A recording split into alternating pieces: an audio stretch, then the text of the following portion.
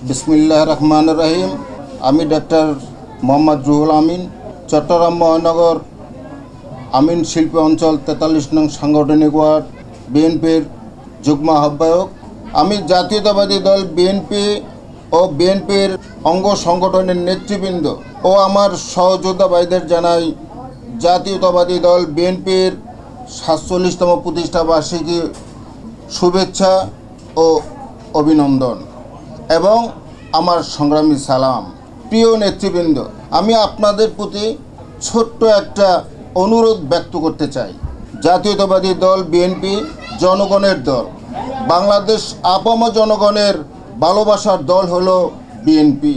BNP ও বিএনপির সকল অঙ্গ সংগঠন, ছাত্রদল, যুবদল, স্বেচ্ছাসেবক দল, শ্রমিক দল ও অন্যান্য সাংগঠনিক দলের সকল নেতৃবৃন্দ ও আমার সকল সহযোদ্ধা ভাইদেরকে অনুরোধ জানাই, আপনারা নৈরাজ্য, হানাহানি, দখলবাজি, চাঁদাবাজির বিরুদ্ধে রুখে দাঁড়ান, যাতে আমরা বাংলার প্রতিটা ঘরের দ্বার প্রান্তে গিয়ে দাঁড়াতে পারি। আমরা যেন তাদের ভালোবাসা পাই, তাদের ভালোবাসা যেন আমরা অর্জন করতে পারি।